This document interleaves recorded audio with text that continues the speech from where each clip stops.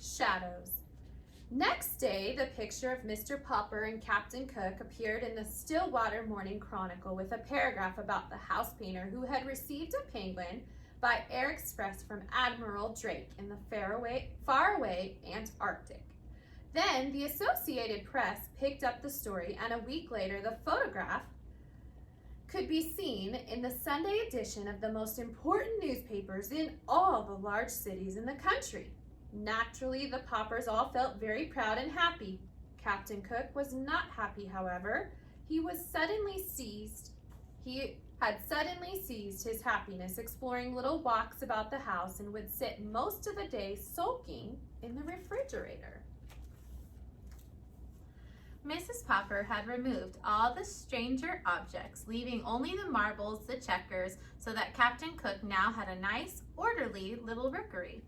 "He won't play with us anymore," said Bill. "I tried to get some of my marbles from him, and he tried to bite me."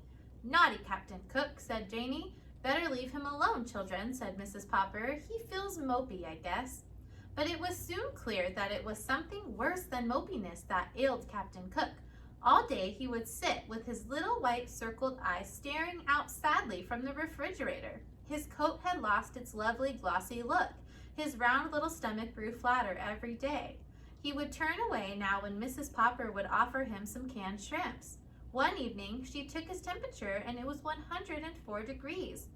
"Well, Papa," she said, "I think you had better call the veterinary doctor. I'm afraid Captain Cook is really ill." But when the veterinary came, he only shook his head. He was a very good animal doctor, and though he had never taken care of a penguin before, he knew enough about birds to see at a glance that this one was seriously ill. "I will leave you some pills. Give him one every hour. Then you can try feeding him on sherbet and wrapping him in ice packs. But I cannot give you any encouragement because I'm afraid it is a hopeless case. This kind of bird was never made for this climate, you know. I can see that you have taken good care of him, but an Antarctic penguin can't thrive in still water." That night, the Poppers sat up all night, taking turns changing the ice packs. It was no use. In the morning, Mrs. Popper took Captain Cook's temperature again. It had gone up to 105. Everyone was very sympathetic.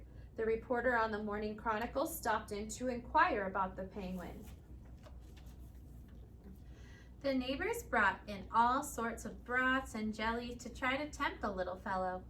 Even Mrs. Callahan, who had never had a very high opinion of Captain Cook, made a lovely frozen custard for him. Nothing did any good. Captain Cook was far too gone. He slept all day now in a heavy stupor, and everyone was saying that the end was not far away. All the Poppers had grown terribly fond of the funny, solemn little chap, and Mr. Popper's heart was frozen with terror. It seemed to him that his life would be very empty if Captain Cook went away. Surely someone would know what to do for a sick penguin. He wished there was some way of asking advice of Admiral Drake, away down to the South Pole. But there was not time. In his despair, Mr. Popper had an idea. A letter had brought him his pet. He sat down and wrote another letter. It was addressed to Dr. Smith, the curator of the Great Aquarium in Mammoth City, the largest in the world. Surely if anyone anywhere had any idea what could cure a dying penguin, this man would. 2 days later, there was an answer from the curator. "Unfortunately," he wrote, "it is not easy to cure a sick penguin. Perhaps you do not know that we too have in our aquarium at Mammoth City a penguin from the Antarctic." It is failing rapidly in spite of everything we have done for it. I have wondered lately whether it is suffering from loneliness.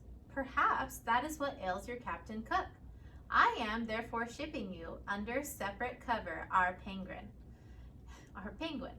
You may keep her. There is just a chance that the birds may get on better together. And that is how Greta came to live at 432 Proudfoot Avenue.